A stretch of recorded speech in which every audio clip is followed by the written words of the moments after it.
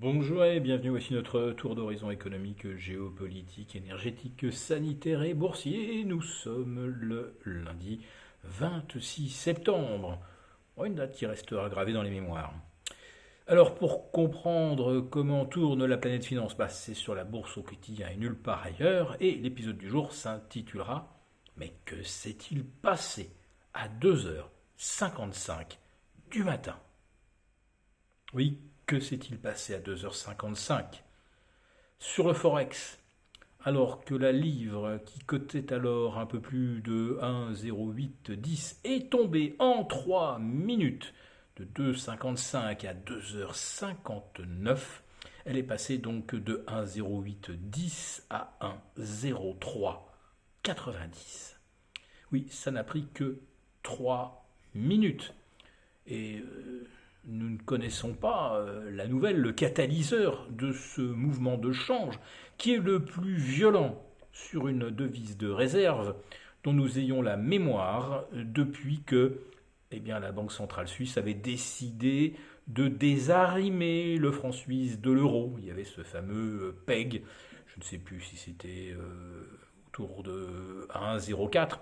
Et d'un seul coup, le franc suisse s'était envolé de 6 ou 7% avant de revenir aux alentours de 3 ou 4% de variation sur la journée.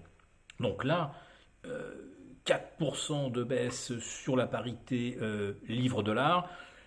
Je ne sais pas, je fais appel à ceux qui ont peut-être plus de mémoire que moi, mais je ne crois pas que cela se soit jamais produit depuis la Seconde Guerre mondiale. Ce mouvement a d'ailleurs impacté l'euro, qui a perdu lui 1% pendant ces fameuses 3 minutes. De 2h56 à 2h59, l'euro a plongé de 0,9660 vers 0,9560. Et l'euro a donc enfoncé son plancher des 0,97 de l'été 2002. Alors attention, nous sommes actuellement à 0,9660. On ne veut pas dire qu'on soit dans une situation très confortable. On est bien actuellement en train de menacer ce support vieux de 20 ans. Mais bon, ce n'est pas l'euro qui a été attaqué, vous l'avez compris, c'est la livre sterling. Alors pourquoi? On sait que l'Istrus a un plan de soutien aux ménages et aux entreprises très ambitieux, de l'ordre de 200 milliards de livres. Et la Banque centrale d'Angleterre a, elle, de son côté, finalement très peu de réserves de devises.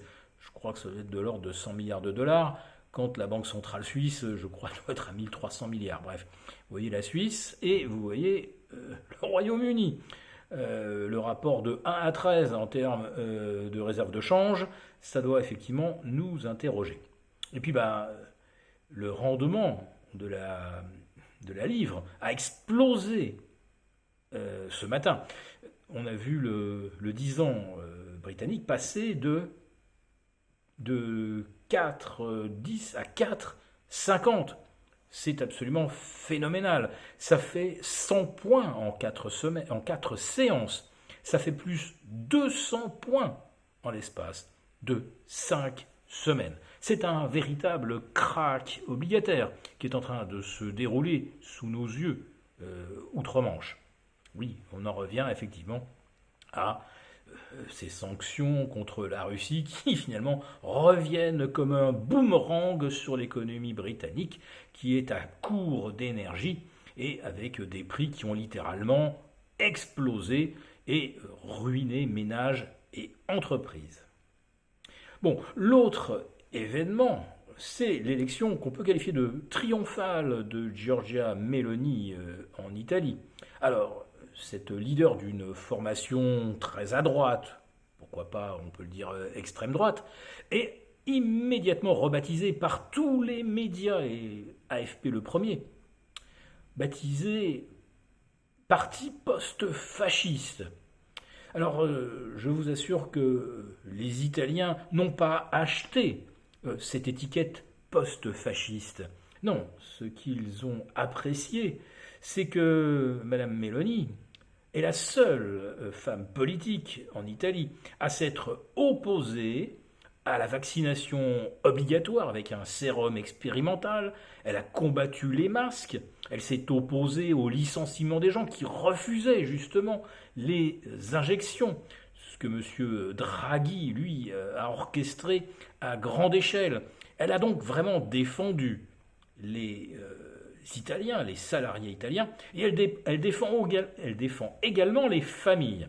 Alors bon, il y a peut-être un petit côté réac avec son opposition à l'avortement, mais bon, il y a des lois en Italie, et il faudrait, pour revenir là-dessus, que le Parlement vote contre ce soutien aux familles, cette lutte contre la déstructuration progressiste, un peu woke, que veut imposer Bruxelles. C'est ça, probablement, qui, comme on dit en anglais, upset, enfin révolte ou révulse Ursula von der Leyen, ce qui lui a valu donc de proférer ces menaces à l'encontre des électeurs italiens. Attention, si vous votez mal, l'Europe a des moyens de rétorsion, comme contre la Hongrie, contre la Pologne.